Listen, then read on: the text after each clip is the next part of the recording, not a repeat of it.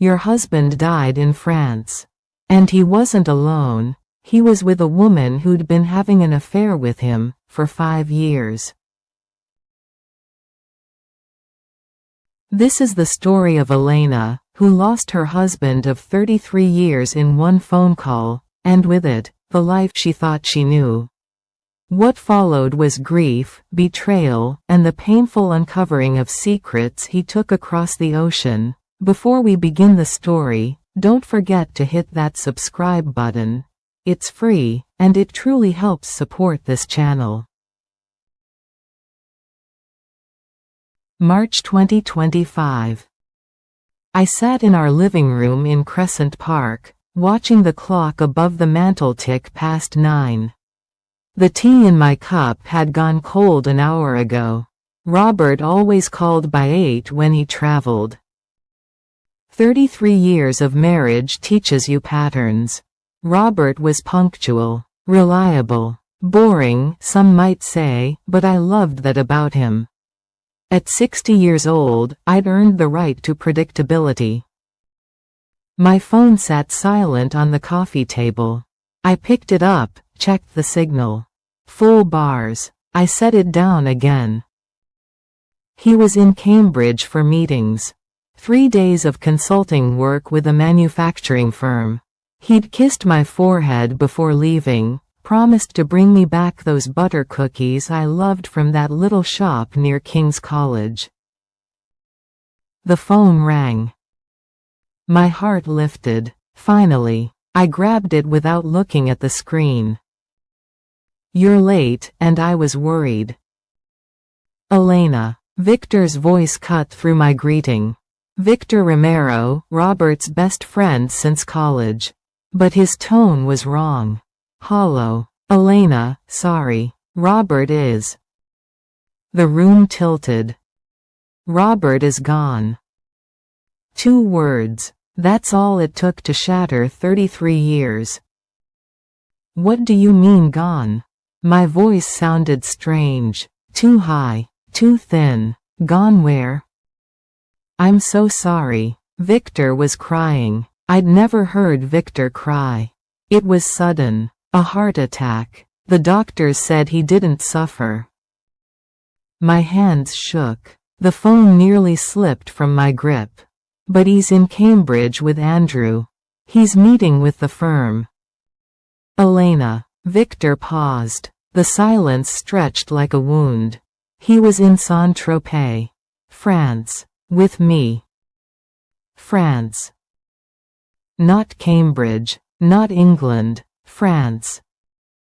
That's not possible. I stood up, sat back down. My legs wouldn't work properly. He told me Cambridge. He showed me his itinerary. He said, "I know this is a shock. I've handled everything here. The French authorities, the paperwork. I'm flying back tomorrow with his belongings."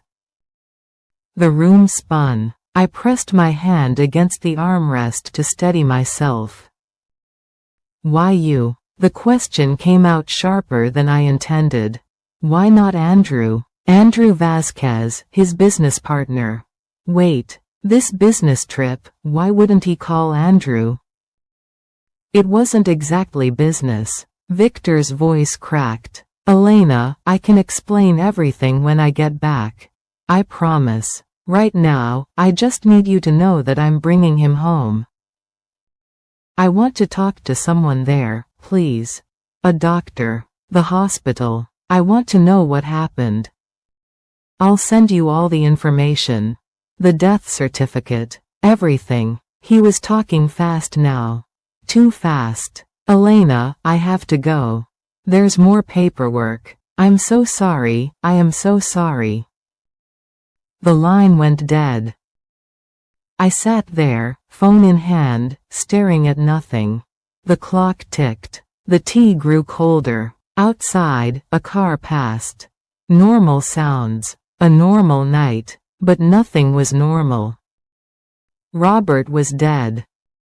In Saint-Tropez, France. Not Cambridge. I walked to our bedroom like a ghost.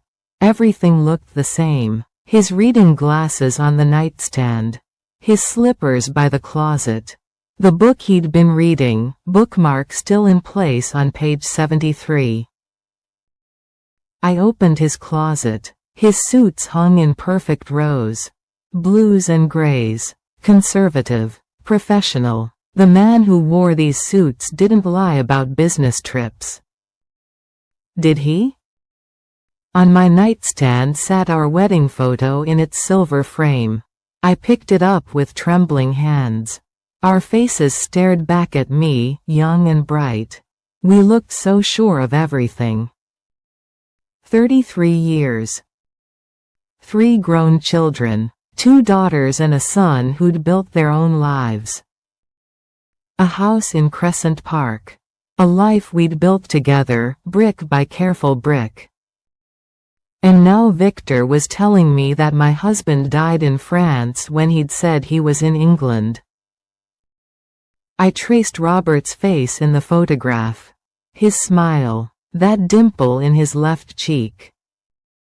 "Why were you in Saint-Tropez?" I whispered to the image. The photograph didn't answer. Nothing answered. I curled up on our bed, still wearing my clothes, clutching his pillow. It smelled like his cologne. Sandalwood and cedar. The clock ticked toward midnight. And I cried until there was nothing left.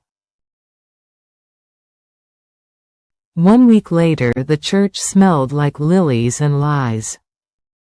I stood at the entrance of St. Benedict's, greeting mourners with a face I'd practiced in the mirror that morning.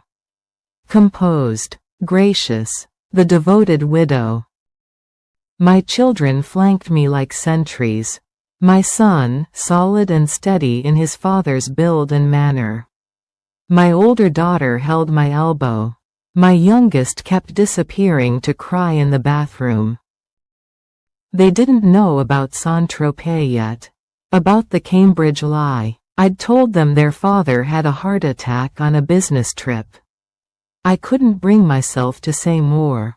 Not until I understood it myself. People filed past. Colleagues from Novaris Engineering Solutions. Neighbors. Friends from the country club. They all said the same things. He was a good man. Such a shock, if there's anything we can do. I smiled, nodded, accepted their casseroles and condolences. But I watched Victor. He stood near the back, eyes red-rimmed, hands shaking as he gripped his program.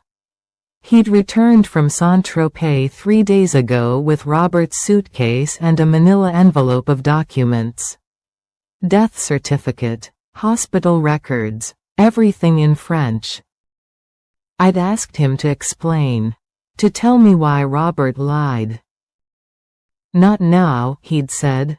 After the funeral, when you're ready.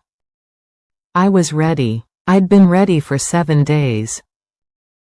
Victor's ex-wife arrived late, as she always did. Sofia Romero swept into the church like she was attending a gala, not a funeral. Her black dress hugged every curve. Her hat was ridiculous, wide-brimmed and dramatic, with a veil that couldn't hide her perfectly made-up face. Some people dress for mourning. Others dress for attention. Sofia kissed the air near my cheeks. Her perfume was overpowering, something expensive and cloying.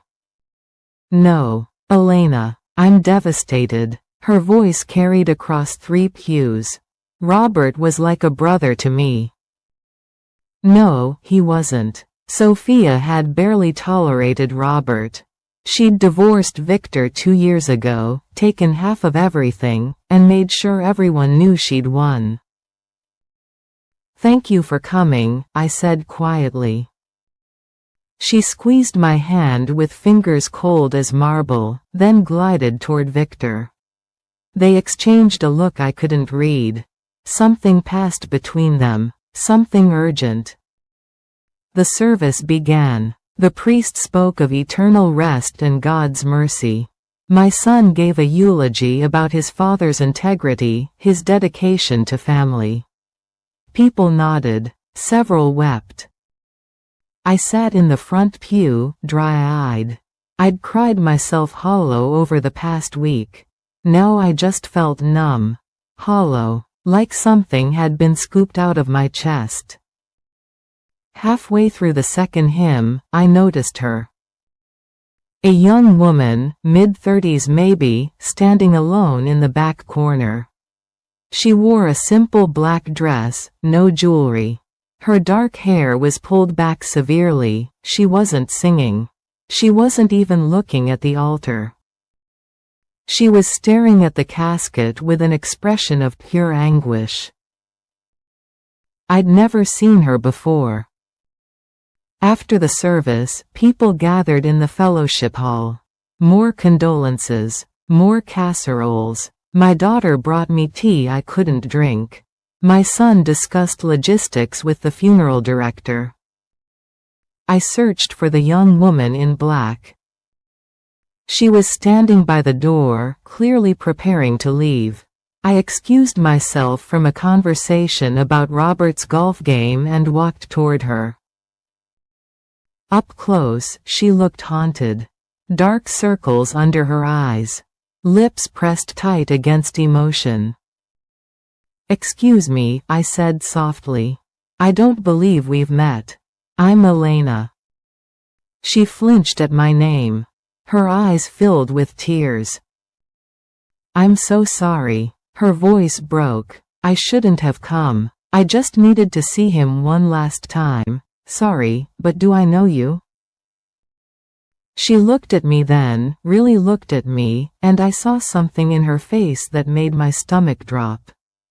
Guilt. And grief. And something else I couldn't name. "My name is Lucia." She took a shaky breath. "Lucia Moreau. I was there. In Saint-Tropez. I was with Robert when it happened." Victor appeared out of nowhere, his hand gripping Lucia's elbow. "Lucia needs to leave," he said. His voice was pleasant, but his fingers dug into her arm. "She's not feeling well." "I was just introducing myself," I said. My heart was pounding. Lucia was about to tell me something important. "It's not a good time." Victor steered Lucia toward the door. "I'll take care of her. Elena, you should get back to your guests." Lucia looked back at me over her shoulder. Her lips formed words she didn't say aloud. "I'm sorry." Then Victor pulled her outside, and they were gone. I stood there, frozen, as conversations swirled around me. Someone touched my shoulder. My daughter asked if I was all right. "Fine," I said automatically. "I'm fine." But I wasn't fine. That night, alone in our house in Crescent Park, I couldn't sleep. I lay in bed, replaying every moment. Every word. Robert had lied about Cambridge. He'd been in Saint-Tropez with Victor. And Lucia Moreau had been there too. A woman I'd never heard of. A woman who looked at my husband's casket like her world had ended. I got up, went to Robert's study. I'd avoided it since he died, afraid of what I might find. No, I wasn't afraid. I was angry. I opened his desk drawers. His filing cabinets. I searched methodically, looking for anything that explained Saint-Tropez. Explained Lucia. In the back of his bottom desk drawer, hidden beneath old tax returns, I found a phone I'd never seen before. A second phone. My hands trembled as I pressed the power button. It was dead. I'd need to charge it. To see what secrets it held.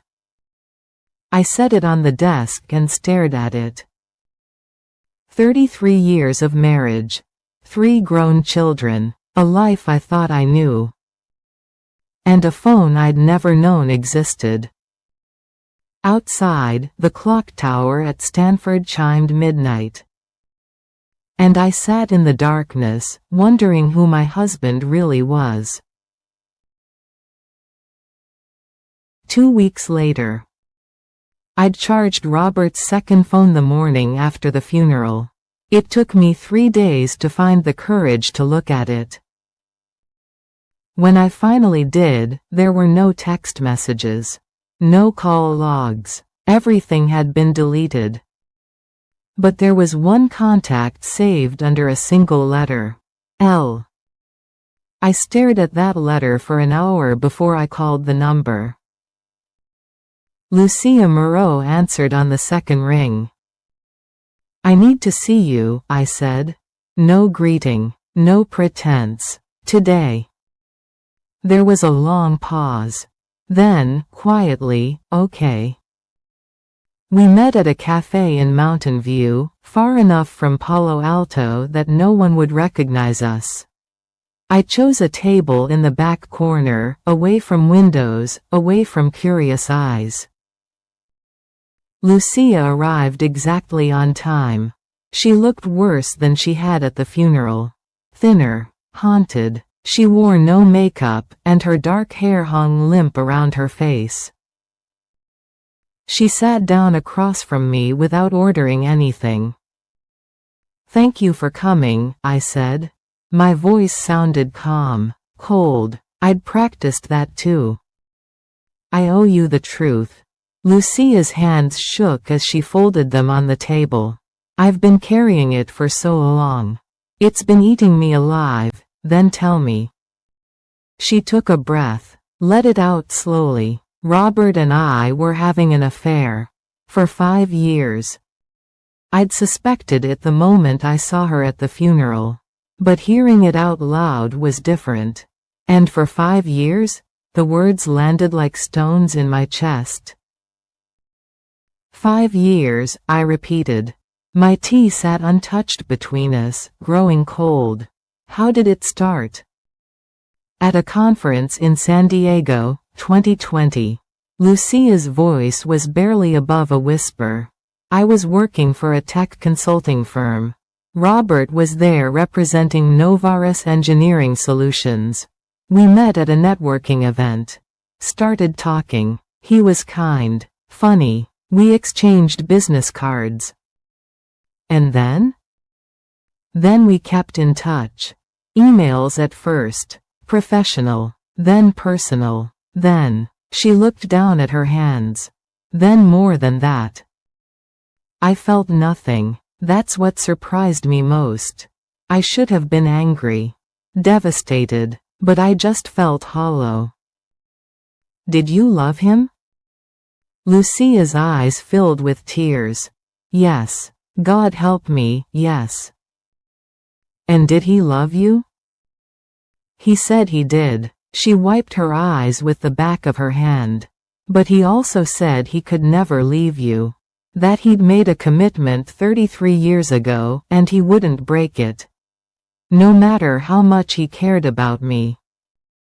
I took a sip of my tea. It tasted like nothing. When did it end? Last October. 6 months ago. Lucia's voice cracked. He called me one night, completely out of nowhere.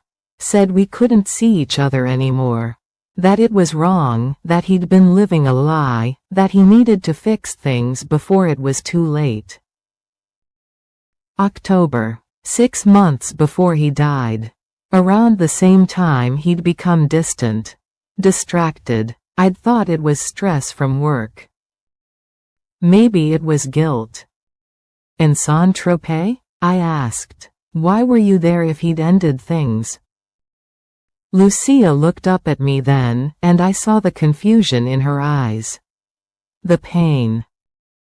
I didn't know I was going to Saint-Tropez until 2 days before. Her words came faster now. Victor called me. Said Robert wanted to see me. That Robert needed closure. A proper goodbye. I was surprised, but Victor insisted. He even paid for my plane ticket. Victor invited you? Yes. He said it would be just the four of us. Him, Sofia, Robert, and me. A quiet trip. A chance to end things the right way. Something cold settled in my stomach. And was it quiet? Lucia shook her head. No. From the moment I arrived, something felt wrong. Robert seemed shocked to see me. Like he hadn't known I was coming. We barely spoke the first 2 days. He kept avoiding me. I leaned forward. What happened the night he died? Lucia's face went pale. Her hands gripped the edge of the table. We were staying at a small hotel near the ocean. Beautiful view of the sea. Robert and I were sharing a room. Victor arranged it that way. She paused, swallowed hard. But Robert slept on the couch. We barely talked. He seemed scared of something. Kept checking his phone, looking over his shoulder. Scared of what? I asked. I don't know. He wouldn't tell me. Lucia's voice dropped. That last night, we had dinner together. All four of us. Robert barely ate. Victor and Sofia kept whispering to each other. The tension was unbearable. Around 8:30, Robert said he was tired. He asked me to take a walk with him. And did you? Yes. We walked along the beach. He told me he was sorry for how things ended. That he'd been a coward. That he should have been honest with everyone from the start. Tears streamed down Lucia's face now. He said he was trying to fix things. To make them right. He talked about you. About how much he loved you. How he'd ruined the best thing in his life. I felt something crack inside me. A small fissure in the numbness. Then what happened? We got back to the hotel around 9. Robert said he needed to talk to Victor about something. He told me to go to the room. So I did. Lucia wiped her eyes again. About 15 minutes later, I realized I'd left my sweater by the pool. I went back to get it. And? I heard shouting. From our room. Robert's voice. Victor's. And Sofia's. Lucia's hands trembled. Robert was yelling about Andrew. About money being stolen. About betrayal. I heard Victor say something about pictures. About protecting investments. Then Sofia shouted something I couldn't make out. Andrew. Victor. Money. The pieces were starting to fit together, but I couldn't see the whole picture yet. I didn't know what to do, Lucia continued. I stood outside the door, frozen. The arguing got worse. I heard something crash. Glass breaking. Then Robert said, "You're just like him. Both of you. I trusted you." What did you do? I was too scared to go in. I thought maybe I should call someone. The police. Hotel security. But then it got quiet. Suddenly. Completely quiet. Lucia looked at me with hollow eyes. I waited maybe 5 minutes. Then I opened the door. And? Robert was on the floor. Not moving. Victor was standing over him, white as a sheet. Sofia was on her phone. Lucia's voice broke completely. I screamed. Asked what happened. Victor said Robert had a heart attack. That he just collapsed. Sofia told me to call an ambulance. So I did. You believed them? I didn't know what else to believe. The paramedics came. They tried to revive him. But he was already gone. Lucia covered her face with her hands. I've replayed that night 1,000 times. The arguing. The silence. The way Victor looked when I walked in. The way Sofia immediately started giving orders. You think it wasn't a heart attack, it wasn't a question. Lucia looked up at me, tears streaming down her face. I don't know what happened in those 5 minutes. But Robert was fine when I left. Upset, yes. Angry, but alive. And then suddenly he was dead. We sat in silence. The cafe buzzed with normal conversation around us. People ordering lattes, discussing weekend plans, living ordinary lives. My life would never be ordinary again. "Why didn't you tell the police this?" I asked finally. Victor said it would complicate things. That it would make Robert's death look suspicious when it was just a tragic heart attack. He said it would hurt you. Hurt Robert's memory. And I believed him. Lucia's voice turned bitter. I was so stupid. So guilty. I thought I deserved to keep quiet. That this was my punishment for the affair. But now you're telling me. Because I can't carry it anymore. Lucia reached across the table, stopped just short of touching my hand. Because you deserve to know the truth. All of it. And because I think Robert was trying to protect you from something. And I think that something got him killed. I looked at this woman who'd shared my husband's bed for 5 years. This woman who'd loved him. Who'd lost him. Who was now sitting across from me, broken and afraid. And I realized something. She wasn't my enemy. She was the only person telling me the truth. "Thank you," I said quietly. Lucia blinked in surprise. "For what?" "For being honest." Finally, I stood up, gathering my purse. "I need to go. But I may need to talk to you again." "Anytime." Lucia stood too. "Elena, I'm sorry. For everything. I know that doesn't fix anything, but I am. Truly." I looked at her for a long moment. At this stranger who knew my husband's secrets better than I did. "So am I," I said. Then I walked out of the cafe and into the bright California afternoon. The sun felt too warm. The sky too blue. The world too normal for what I'd just learned. Robert had been having an affair for 5 years. He'd ended it 6 months ago. And then he'd died under suspicious circumstances while Victor and Sofia looked on. I got into my car and sat there, hands on the steering wheel, staring at nothing. Andrew, Victor, money, pictures. Betrayal.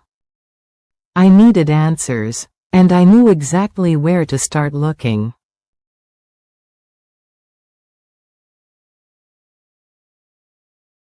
Three days later.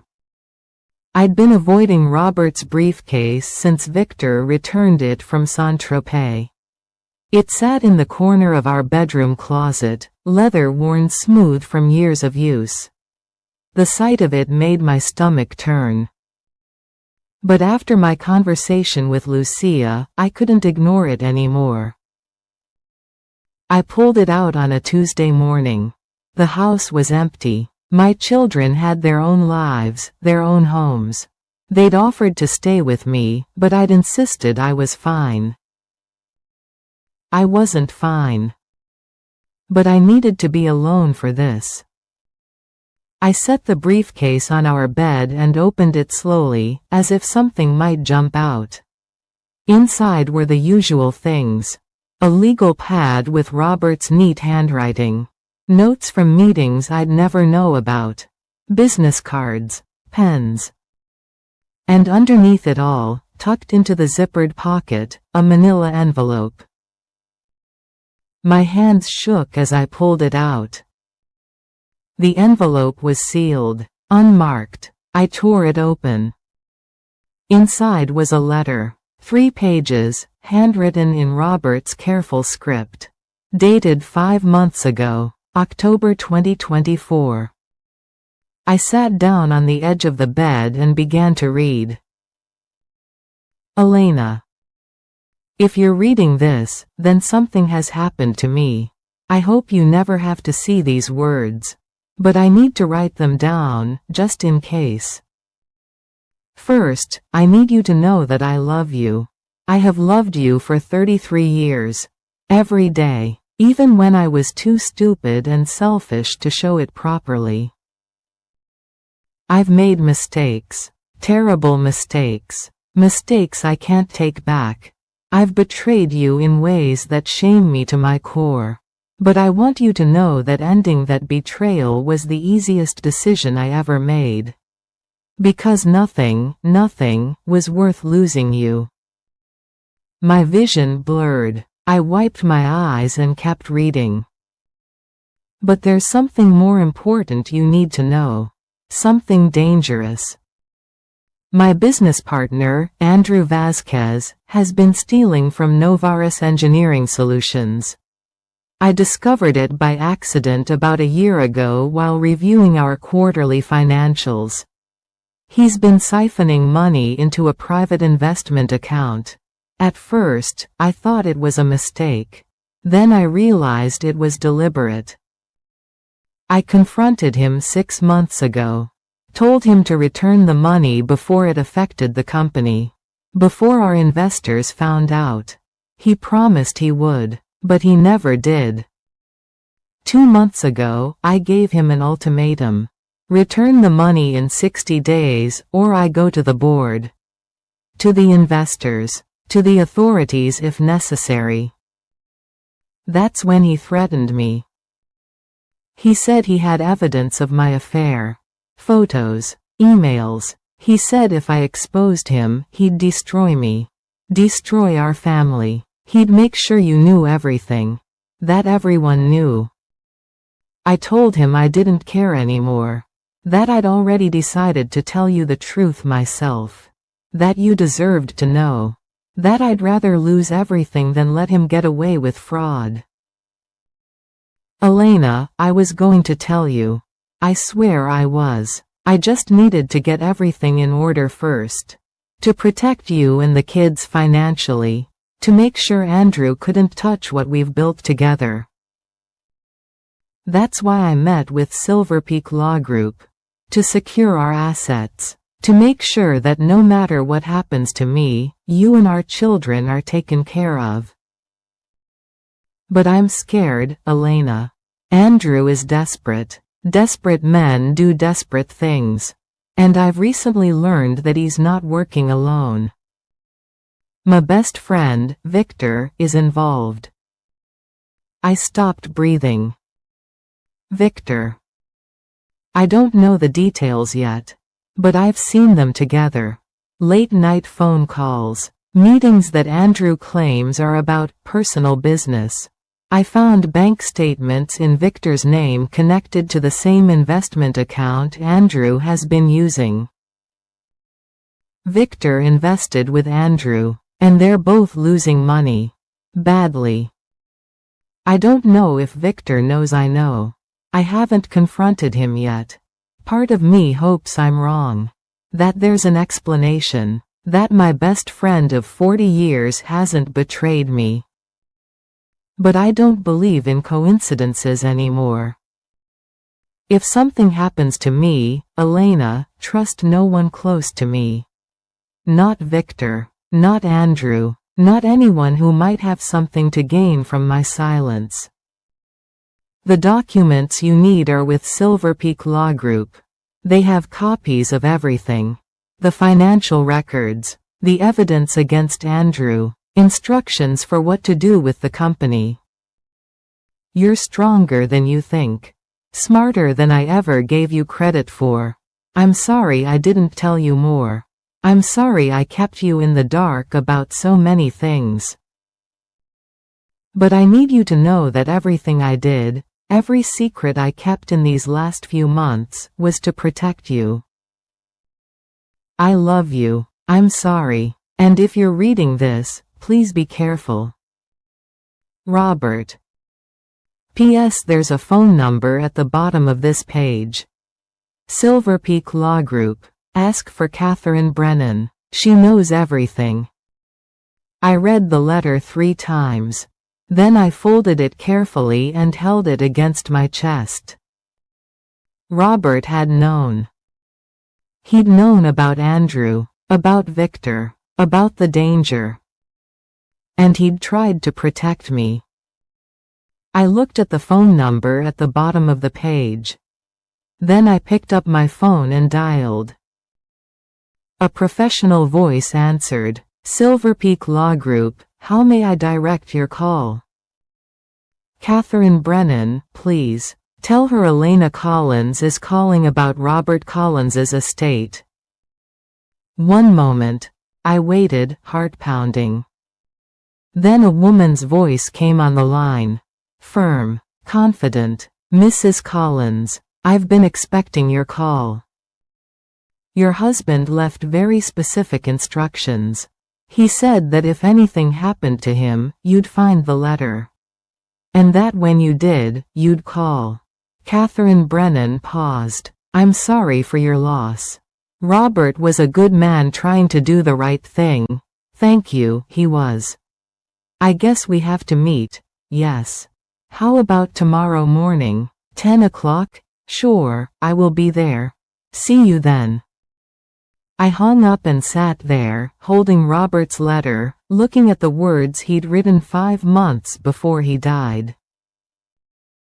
If something happens to me, it won't be by chance. Trust no one close to me. He'd known. He'd tried to warn me. And now I was going to find out exactly what he died protecting me from. I walked to Robert's study and pulled out the files I'd been avoiding. Bank statements, business records, everything that might tell me the truth. I worked through the night, sorting, reading, making notes. By dawn, I had the beginning of a picture. Andrew had been stealing from Novaris for over a year. Large sums. Hundreds of thousands of dollars, moved in small increments to make it harder to trace. Victor's name appeared on several documents I'd found in Robert's files. Bank transfers, investment accounts. Both men were connected to something called Pinnacle Ventures. I searched online. Pinnacle Ventures was a real estate investment firm. High risk, high reward. Except in this case, it was all risk. The company had failed 6 months ago. Lost everything. Andrew and Victor had gambled with Novaris's money. And lost. I sat back in Robert's chair as the sun rose over Crescent Park. My husband hadn't died of a heart attack in Saint-Tropez. He'd been murdered. And I was going to prove it. 1 week later. Catherine Brennan's office overlooked the bay. Floor-to-ceiling windows, modern furniture, the kind of place that charged by the minute. But I didn't care about the cost. I needed answers. She was younger than I expected. Maybe 45, sharp suit, sharper eyes. She shook my hand with a firm grip and gestured to a chair across from her desk. Mrs. Collins, thank you for coming, Catherine said. Please, call me Elena, I replied, sitting down with my purse clutched tight in my lap. You said Robert left instructions. He did. Very detailed ones, Catherine said as she pulled out a thick folder. Your husband came to see me 5 months ago. He was concerned about his business partner's activities. He wanted to make sure his family was protected, no matter what happened. Protected from Andrew Vasquez, I said. Yes. And others, Catherine confirmed, opening the folder. Robert suspected that Andrew had been embezzling from Novaris Engineering Solutions. He brought me documentation, bank records, transfer statements, emails. Everything we'd need to build a case. Did he mention Victor Romero? I asked. Catherine's expression shifted slightly. He did. Toward the end of our last meeting. He'd discovered that Victor was financially involved with Andrew. Something about a failed investment venture. Pinnacle Ventures, I said. Exactly, Catherine agreed with a nod. Robert was devastated. Victor had been his closest friend for decades. Learning about the betrayal was almost worse than discovering Andrew's theft. I stared out at the bay. Sailboats dotted the water, white triangles against blue. Normal people having normal days. What did Robert want you to do? I asked, still staring out at the bay. He asked me to prepare a will that would protect you and your children. To document everything about Andrew's fraud. And to hold it all in trust until he was ready to move forward, Catherine explained, sliding a document across the desk. This is what he created. I looked at the paperwork. My name, my children's names, details about company assets, personal accounts, properties. You and your children received half of the company assets, Catherine explained. The documents Robert prepared were flawless. Almost too perfect. It was as if he knew this moment would come. He did know. He wrote in his letter that he was scared, I said, my throat tightening. With good reason, Catherine replied, pulling out another set of papers. After Robert's death, I did some additional investigation. I wanted to understand the full scope of what he'd uncovered. What I found was worse than I expected. Tell me, I said firmly. Andrew and Victor invested heavily in Pinnacle Ventures about 18 months ago, Catherine began. It was a real estate development scheme. High-risk commercial properties in emerging markets. They were promised 30% returns. But they lost everything, I said. Worse. They lost everything and went into debt, Catherine corrected. Andrew started using Novaris company funds to cover his losses. Small amounts at first, then larger sums. By the time Robert discovered it, Andrew had taken nearly $800,000. The number hit me like a physical blow. $800,000. Robert confronted Andrew a year ago, Catherine continued. Told him to return the money before it affected the company's financial threshold. Andrew kept promising he would. But he never did. The pressure built. Andrew was desperate. And desperate men make terrible choices. Robert gave him an ultimatum. 2 months before he died, I said. Yes. Return the money or Robert would go to the investors. To the authorities, Catherine confirmed, leaning forward. That's when Andrew threatened to expose Robert's affair, but Robert didn't care anymore. He was going to tell me himself, I said.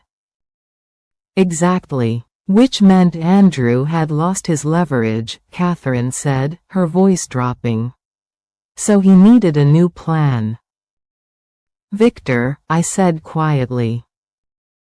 Victor got involved in all of this through Robert, ironically.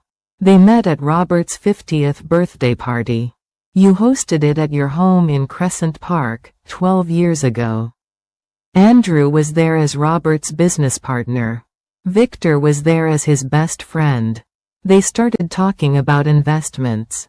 The rest, as they say, is history. 12 years ago. I remembered that party. The tent in the backyard. The catered food. Robert's speech about friendship and family. And I'd introduced them, Victor and Andrew. I'd made small talk, played hostess, brought them drinks. I'd brought the snake into our garden. Robert never knew Victor was involved with Andrew financially, I said. Not until the end. No, Victor hid it well. But once Robert started digging into Andrew's activities, the connection became clear, Catherine said, pulling out another document. Phone records, email trails, bank transfers between Victor and Andrew. They were partners in this fraud. I felt sick. The trip to Saint-Tropez. Victor invited Robert. He said it was to help him relax, I said. It was a trap, Catherine stated, her face grim. Based on what I've pieced together, and what you've told me about Lucia's account, Victor and Andrew had a plan. They invited Lucia to create a compromising situation. They were going to photograph Robert with his former mistress and use those pictures to blackmail him into silence. But Robert found out, I said. He must have. And confronted them, Catherine agreed, then paused. Mrs. Collins, I need to ask. Do you believe your husband's death was natural? I looked at her directly. No, I think Victor killed him, I said. Catherine didn't look surprised. I think you're right. But proving it will be difficult, she warned. The French authorities ruled it a heart attack. Victor handled everything. He was calm, organized, had all the right documents. He played the grieving friend perfectly. What about Lucia? She heard them arguing. She can testify, I suggested. She can. But she's also the mistress. Her credibility will be questioned. Defense lawyers will tear her apart, Catherine explained, tapping her pen against the desk. We need more. We need concrete evidence that Victor and Andrew planned something. That Robert's death wasn't accidental. How do we get that? I asked. We pressure them. Make them nervous. People make mistakes when they're scared, Catherine said, smiling without warmth. And I'm very good at making people scared. I left Catherine's office with a plan and a renewed sense of purpose. But first, I needed to talk to Lucia again. I called her from my car. Elena? Lucia sounded surprised. Is everything okay? I need you to tell me exactly what you remember from that night. Every detail, even the smallest things, I said. There was a pause. Then Lucia said, okay. Let me think. I waited, watching people walk past on the sidewalk. Normal lives. Normal problems. I was coming back from the pool, Lucia began slowly. It was around 9 at night. Maybe a little after. I'd gone down alone because I needed space. Robert had been so tense all day. What did you hear? I asked. Arguing. Loud arguing from our room. I could hear it from down the hall, Lucia said, her voice shaking slightly. Robert's voice was the loudest. He kept saying Andrew's name. Something about theft. About betrayal. Then I heard Victor say something about pictures. About protecting investments. What did Victor say exactly? Do you remember his words? I pressed. Lucia was quiet for a moment. He said something like, we have the pictures, Robert. This doesn't have to be difficult. And Robert shouted back, you think I care about pictures? You think that matters anymore? You stole from me. Both of you, she recalled. Pictures. The blackmail plan. Then what? I asked. Sofia's voice. She said something about alimony. About needing this to work. She sounded panicked, Lucia said, taking a shaky breath. Then I heard something crash. Glass breaking. Robert yelling, you're just like him, Victor. I trusted you. And then silence. How long was the silence? I asked. Maybe 5 minutes. It felt like forever. I stood there, frozen. I didn't know if I should go in, call for help, run away. I just stood there like a coward, Lucia admitted. You weren't a coward. You were scared, I assured her, gripping the phone tighter. What happened when you went inside? Robert was on the floor. Face down. Not moving, Lucia said, her voice cracking. Victor was standing over him, white as a ghost. His hands were shaking. Sofia was already on her phone, pacing. She looked at me and said, he had a heart attack. Call an ambulance. Just like that. Calm. Cold. Did you see any marks on Robert? Any signs of a struggle? I asked. I don't know. I was too shocked. The paramedics came so fast. They took over, pushed us out of the way.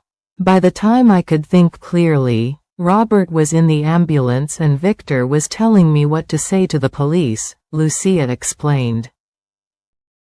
What did he tell you to say? I pressed. That Robert hadn't been feeling well. That he'd been stressed. That it was just a tragic heart attack. Nothing suspicious, Lucia replied, then paused. He said if I mentioned the arguing, it would complicate things. Make Robert's death look bad. Hurt you and his family. So I stayed quiet. And Sofia? I asked. She barely spoke to me after that night. She left France the next day. Didn't even come to the police station. Victor handled everything, Lucia said, her voice turning bitter. He was so good at it. So prepared. Like he'd practiced. Because he had. Because it had been a plan. Lucia, I need you to do something for me, I said. Anything, she replied immediately. Write down everything you just told me. Every detail. Times, words, what you saw. Everything. And send it to Catherine Brennan at Silver Peak Law Group. Can you do that? I asked. Yes. Of course, Lucia agreed, then hesitated. Elena, do you really think Victor killed Robert? I watched the sailboats on the bay. White triangles against blue. Yes, I said, I do. I hung up and sat there for a long moment. Then I called the French police. 2 weeks later. The French police were skeptical at first. A widow calling from California, asking them to reopen a closed case. They'd heard it before. Grief makes people see conspiracies. But when Catherine sent them Robert's letter, Lucia's written statement, and the financial documents showing motive, they started asking questions. And when people start asking questions, guilty people start making mistakes. I was sorting through more of Robert's papers when my daughter called. Mom, Victor's here. At the house. He says he needs to talk to you. My blood went cold. Don't let him in. He's already inside. He said it was important. About Dad's company. I grabbed my keys. I'll be right there. Stay with him. Don't leave him alone in any room. I drove faster than I should have, my mind racing. Why was Victor at my house? What did he want? When I arrived, Victor was sitting in my living room like he belonged there. Same room where I'd gotten the phone call about Robert's death. Same chair he'd sat in dozens of times over the years, drinking coffee, watching football, being Robert's best friend. My daughter hovered in the doorway, uncertain. I gave her a look that said leave us. She hesitated, then left. Victor stood when I entered. He looked terrible. Thinner than I remembered. Dark circles under his eyes. His hands shook slightly as he reached out for a handshake I didn't return. "Elena, thank you for seeing me," Victor said. "I didn't invite you," I replied, staying standing. "What do you want, Victor?" "I wanted to check on you. See how you're doing," he said with a smile that didn't reach his eyes. "I know these past few months have been difficult." Difficult, I repeated the word like it was foreign. My husband lied about a business trip, died in another country under suspicious circumstances, and I found out he'd been having an affair for 5 years. "Yes, Victor. It's been difficult." He flinched. "I'm sorry. I should have told you about Saint-Tropez. About Lucia. But I was trying to protect Robert's memory," he said. "Don't," my voice came out sharp. "Don't you dare talk about protecting Robert." Victor's expression shifted. Wariness crept into his eyes. "Elena, what's going on?" he asked. "I found Robert's letter," I stated. The color drained from his face. "What letter?" Victor asked. "The one he wrote 5 months before he died. The one where he warned me about Andrew. And about you," I said, watching him carefully.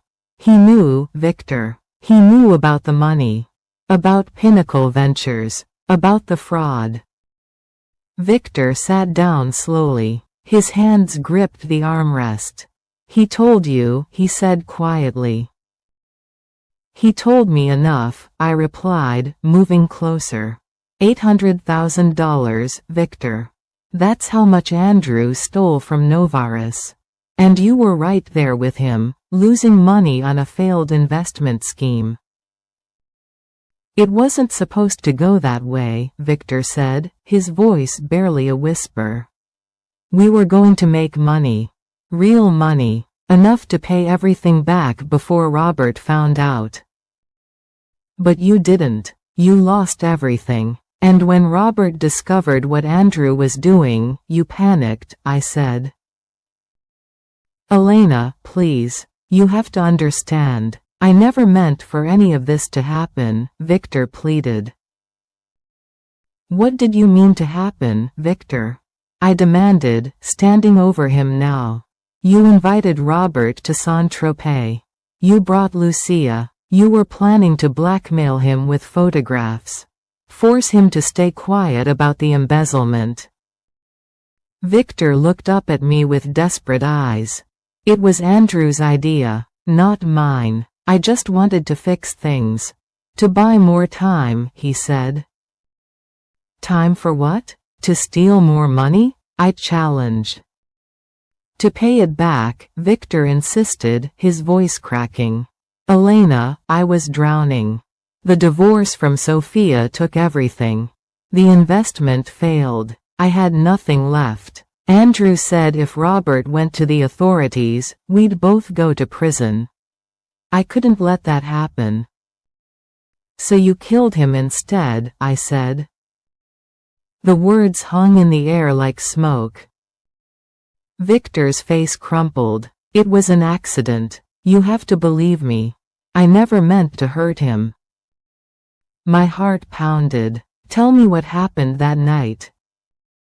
Victor put his face in his hands. When he spoke, his voice was muffled. Broken. "Robert figured it out. He overheard me on the phone with Andrew. Heard us talking about the pictures, the plan. He came back to the room early, furious. Started yelling at me about betrayal, about trust, about how I was just like Andrew," Victor said, looking up with tears streaming down his face. "Sofia was there. She was panicking about her alimony, about what would happen if I went to prison. She kept screaming at me to fix it." "And?" I prompted. "Robert said he was going to the police. First thing in the morning. He was going to tell them everything. About Andrew, about me, about the money. He didn't care about the affair anymore. He said he'd rather lose you honestly than keep you with lies, Victor continued, his voice breaking. He was my best friend. For 40 years. And he was going to destroy me. So you killed him, I stated flatly. I grabbed him, just trying to make him listen. To calm down. But he pushed me away. We struggled. He was so angry. And then I pushed back and he fell. Hit his head on the corner of the table, Victor sobbed. There was so much blood. He just lay there, not moving. I tried to wake him up, but he wouldn't wake up. The room spun. I grabbed the back of the couch to steady myself. Sofia called it in as a heart attack, Victor continued. She said if we told the truth, we'd both go to prison. That it was an accident. That no one needed to know. So we staged it, made sure everything looked natural. And Lucia, she saw everything afterward, but she believed us. Or at least she didn't question it. I stared at this man I'd known for decades. This man who'd been at my wedding. Who'd held my children when they were babies. Who'd sat at our table, ate our food, called my husband his best friend. And killed him. Why are you telling me this? I asked, my voice sounding strange and distant. Victor looked at me with hollow eyes. Because the French police called me yesterday. They're reopening the investigation. They want me to come back to Saint-Tropez for questioning. And I know you're the reason why, he said. Good, I replied coldly. Elena, please, Victor said, standing and reaching for me. I know I can't undo what I did. But I'm begging you, don't do this. Think about our history. Think about what this will do to everyone. I stepped back from his reach. You killed my husband and asked me to think about our history? I said. It was an accident. I swear to God, it was an accident, Victor insisted. An accident you covered up. An accident you lied about. An accident that let you and Andrew walk free while Robert's body went cold, I said, my voice rising. You stood at his funeral. You looked me in the eye. You let me believe my husband died of a heart attack when you knew the truth. I'm sorry, Victor cried openly now. Elena, I'm so sorry. Sorry doesn't bring him back, I said firmly. I pulled out my phone. Victor saw what I was doing and lunged for it, but I was faster. I pressed the button and spoke clearly. Catherine? He just confessed. Everything. I recorded it all, I said into the phone. Victor stumbled backward. His face went from desperate to defeated in seconds. You recorded this? He asked, his voice hollow. I held up my phone. The voice memo app was running. Had been running since before he arrived. Catherine had told me to be prepared. To get him talking if I could. And I had. The police will have this within the hour, I said quietly. And you'll answer for what you did to Robert. Victor sank back into the chair. All the fight went out of him. He looked old suddenly, broken.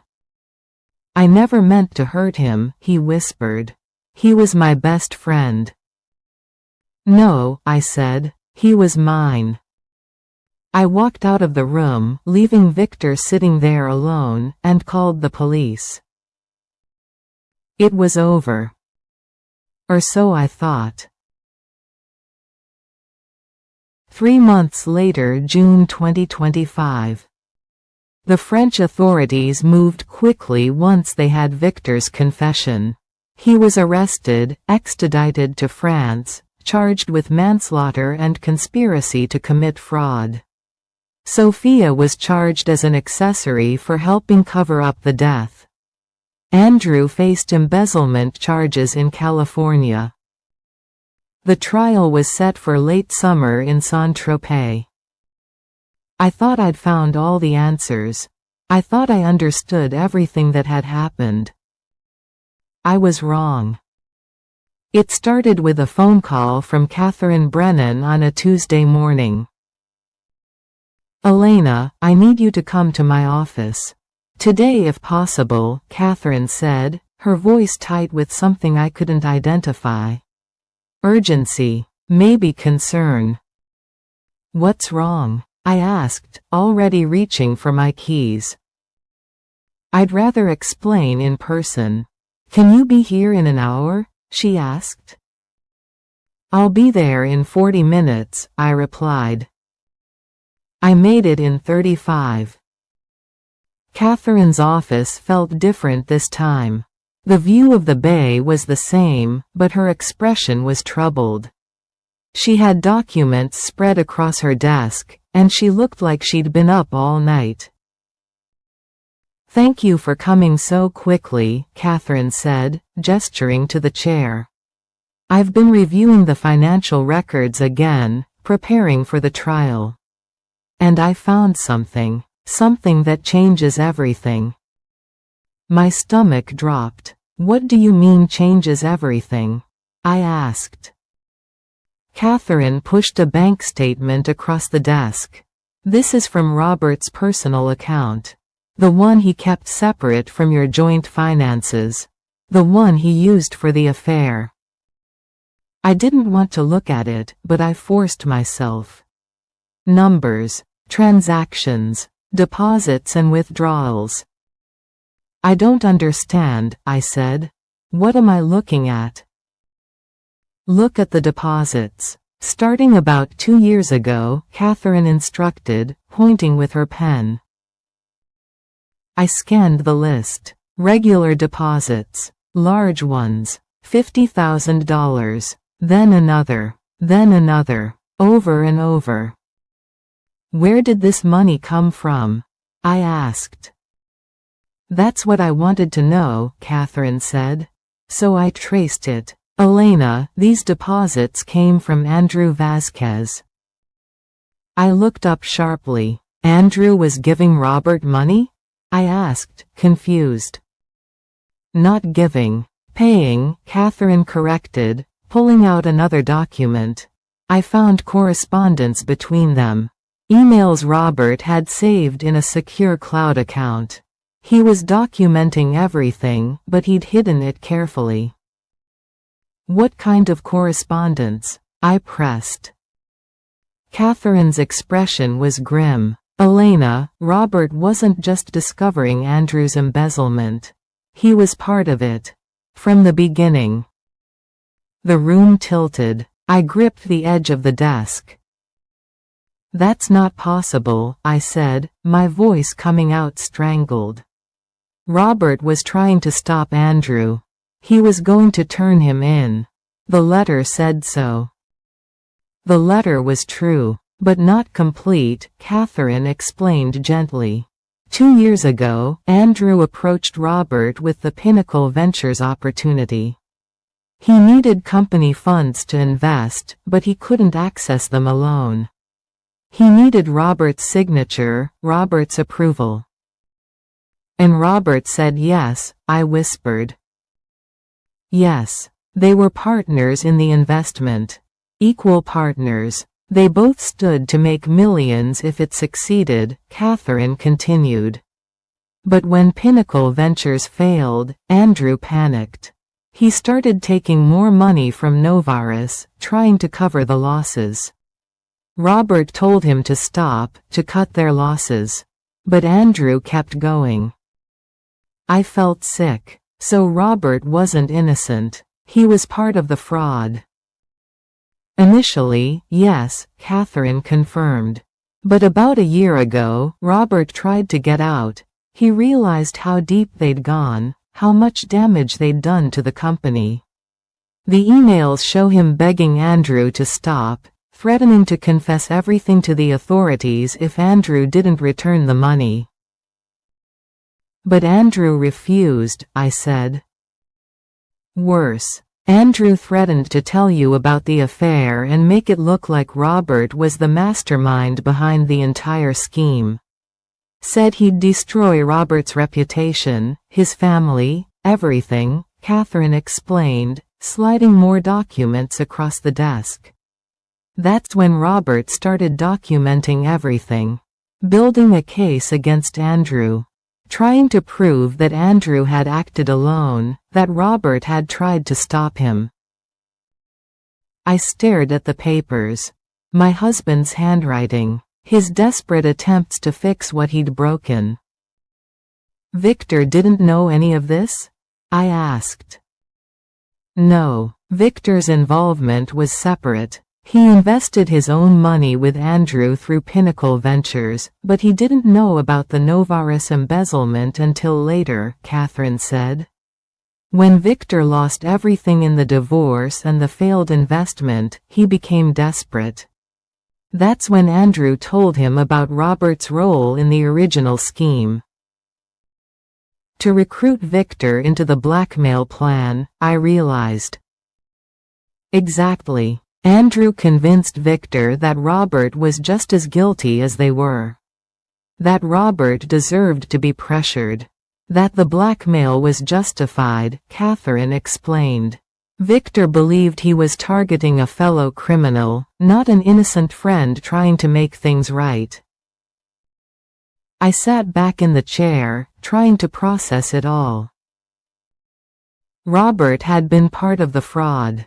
He'd stolen from his own company. He'd risked everything we'd built. But then he'd tried to stop it. Tried to fix it. And died because of it. Why didn't you tell me this before? I asked quietly.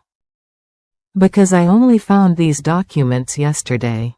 Robert had them encrypted, buried in layers of security. I needed a forensic accountant to access them, Catherine said. And I wanted to verify everything before I brought it to you. Does this change the case against Victor? I asked. No, Victor still killed Robert, whether Robert was partially guilty or completely innocent. Manslaughter is manslaughter, Catherine assured me. But it does complicate Robert's legacy. And it might affect the civil suits against Andrew. I looked out at the bay. The sailboats were out again. White triangles against blue. My husband had made terrible choices. He'd been greedy, foolish, weak. But he'd also tried to fix those choices. Tried to protect his family. Tried to do the right thing in the end. There's something else, Catherine said carefully. Something in the emails that I think you need to know. More bad news? I asked, not sure I could handle it. Not bad. Just complicated, Catherine replied, pulling out a printed email. This is from Robert to Andrew, dated 3 months before Robert died. December 2024. I took the paper and read. Andrew. I'm done. I'm done lying, done covering up, done pretending. I'm going to Elena tomorrow and telling her everything. The affair, the money, all of it. I'd rather lose her knowing I finally told the truth than keep her through deception. You can threaten me all you want. Release the photos. Tell everyone. I don't care anymore. I'm going to the authorities in 1 week with all the documentation. You have that long to return what you took and turn yourself in. Otherwise, I'm turning us both in. I know this means the end of everything I've built. My reputation, my company, probably my marriage. But I can't live like this anymore. Elena deserves better. My children deserve better. I'm sorry I ever involved you. I'm sorry I ever said yes. This is on both of us. But I'm ending it. Robert. I read it 3 times. My vision blurred with tears. He was going to tell me, I said, my voice breaking. He really was going to tell me everything. Yes, Catherine confirmed softly. But Andrew convinced him to wait. To think about it. Told him there was another way. And that's when the nice trip was arranged. As a trap, I finished. As a trap, Catherine agreed. Andrew wanted Victor to handle Robert. To silence him one way or another. The blackmail was the first option. But if Robert wouldn't cooperate, well. She didn't need to finish. I understood. Victor had killed Robert, but Andrew had orchestrated it. I want Andrew charged with conspiracy to commit murder, I said, my voice hard. Not just embezzlement. He planned this. He knew what might happen when he sent Robert to Saint-Tropez with Victor. We're working on it, Catherine assured me. The prosecutors are reviewing everything. With these new documents, we can show premeditation. Show that Andrew deliberately put Robert in a dangerous situation. I stood up, smoothing my skirt. When is the trial? I asked. 6 weeks. In Saint-Tropez, Catherine replied. You'll need to testify about the documents Robert left, the letter. Lucia will testify about what she heard and saw. And now we have these financial records that paint the complete picture. I'll be there, I said firmly.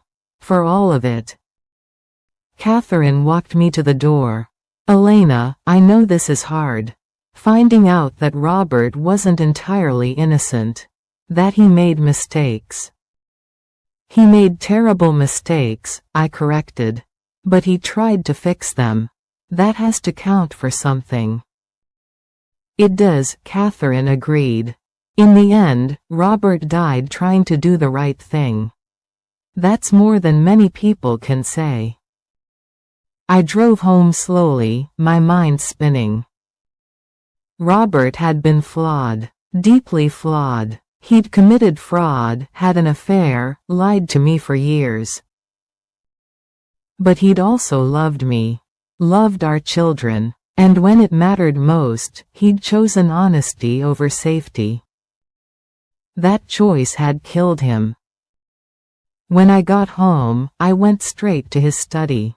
I pulled out the wedding photo from my nightstand and set it on his desk. Young faces. Hopeful faces.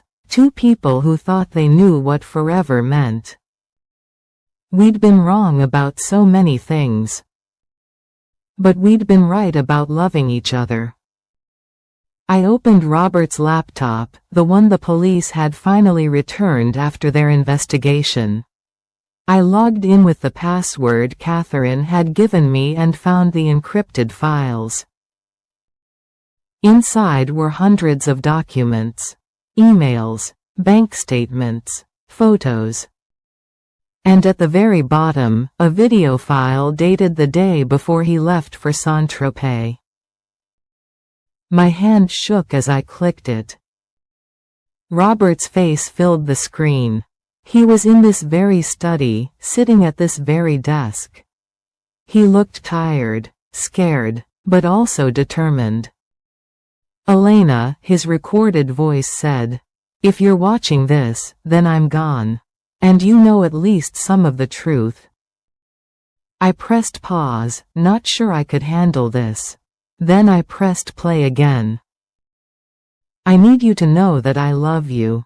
I've always loved you. Even when I was doing terrible things, even when I was lying to you, even when I didn't deserve your love, Robert continued, his eyes glistening.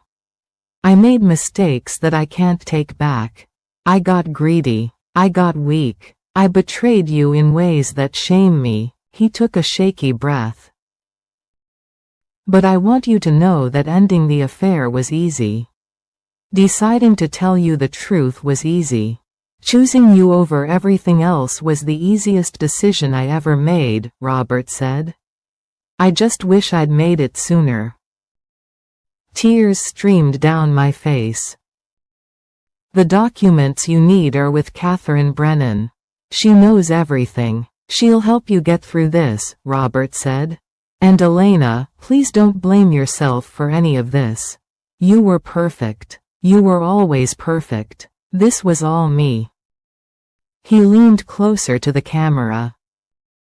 I'm going to Saint-Tropez tomorrow. I'm going to confront Andrew through Victor. I'm going to tell them that I'm done. That I'm going to the authorities no matter what, Robert explained. I know it's dangerous. I know Andrew and Victor are desperate. But I can't let this continue. His voice dropped to almost a whisper. If something happens to me, please know it wasn't your fault.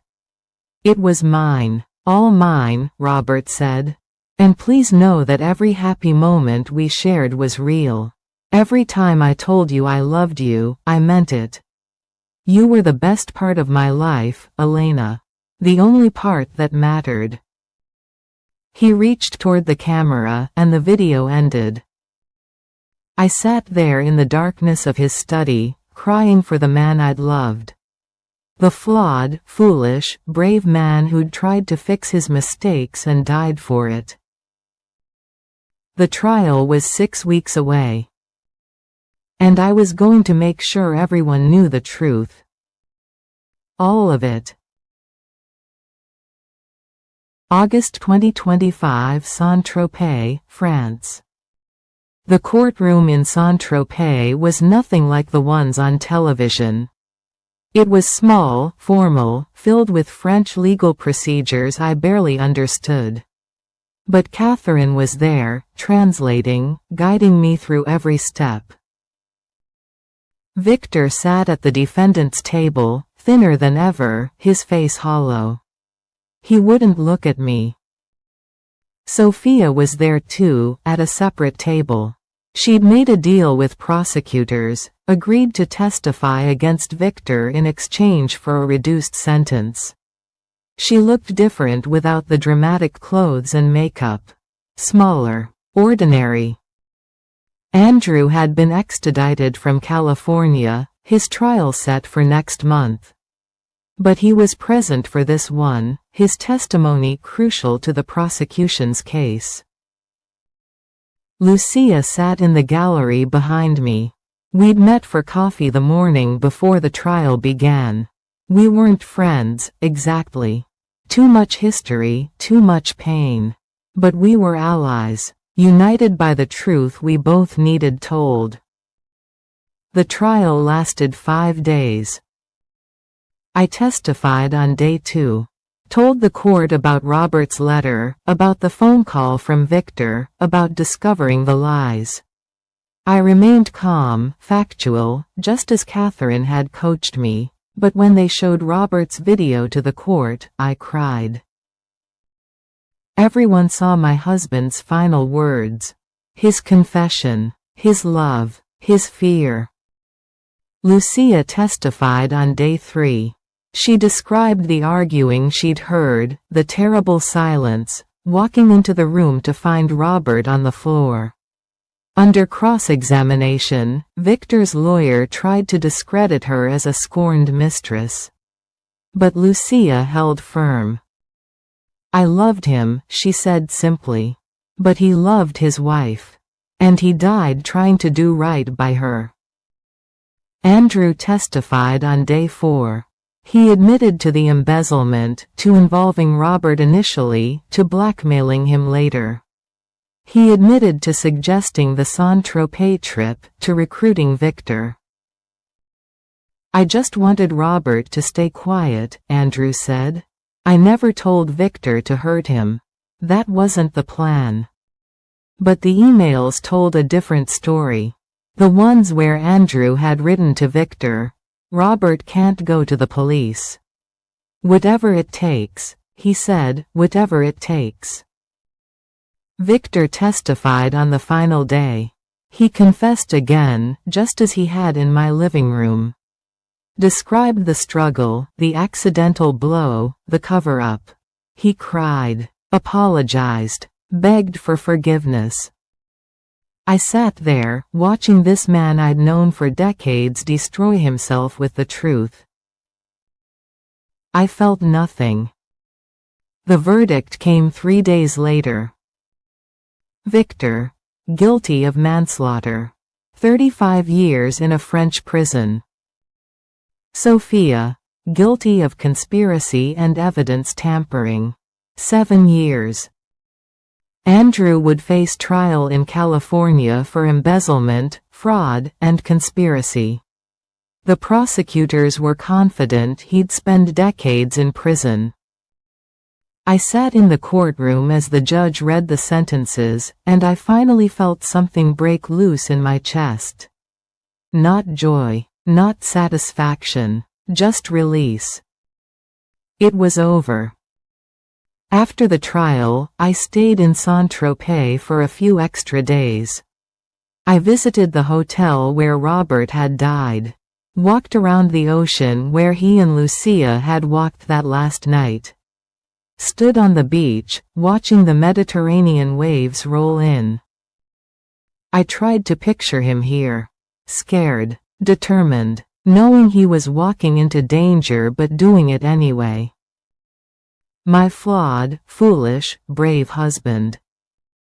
On my last morning in Saint-Tropez, I took a taxi to the cemetery where Robert had briefly been held before Victor had his body sent back to California.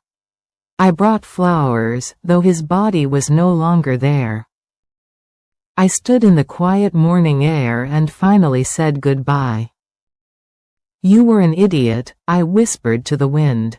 "You made terrible choices. You lied to me. You betrayed me."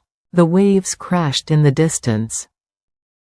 "But you loved me. I know you did. And in the end, you chose truth. You chose us," I continued. "I wish you'd chosen it sooner. I wish you'd never made those mistakes. But I understand now. You were human, flawed and human." I set the flowers on the grass. "I forgive you, Robert. Not for the affair, not for the fraud, but for dying before you could tell me the truth yourself," I said. "I forgive you for leaving me to find it alone." I stood there for a long moment, feeling the French sun on my face, the salt air in my lungs. Then I turned and walked away. I flew home the next day. My children met me at the airport. We'd talked through everything during the trial, all the ugly truths about their father. They'd been angry, heartbroken, confused. But they'd also understood that people are complicated, that love and mistakes can exist in the same person, that their father had been both flawed and loving. We were healing, slowly, but together. 3 months later, I stood on the California coast. Not France, but a beach near Big Sur where Robert and I had honeymooned 33 years ago. The water was colder here, the sand darker, but it felt right. I pulled out the letter Robert had written. The one warning me about danger. The one that had started everything. I'd read it dozens of times. Memorized every word. Now I was ready to let it go. I struck a match and held the flame to the corner of the paper. It caught slowly, orange and red against the blue sky. I watched it burn, the words turning to ash, the ashes scattering in the ocean breeze. "You're gone, Robert," I whispered to the waves. "But I am free to live. Free to live without lies.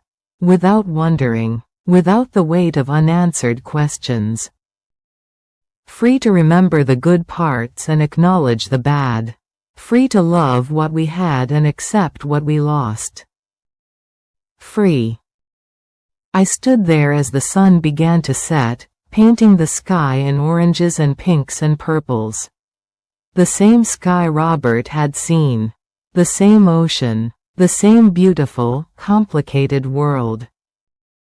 And for the first time since the night of Victor's phone call, I felt peace. Not happiness. Not yet. But peace. I walked back to my car slowly, feeling the sand between my toes, the wind in my hair, the warmth of the fading sun. I was 60 years old. A widow. A woman whose husband had lied to her, betrayed her, died leaving her with terrible truths. But I was also strong. Smarter than I'd known. Capable of facing darkness and finding my way through. I got in my car and looked back at the beach one last time. Then I drove away toward home, toward my children, toward whatever came next. The sun set behind me, and ahead, the road stretched out bright and clear. I didn't know what the future held. But for the first time in months, I wanted to find out. And that was enough. Thank you for listening. Don't forget to hit the subscribe button for more heartwarming stories to enjoy.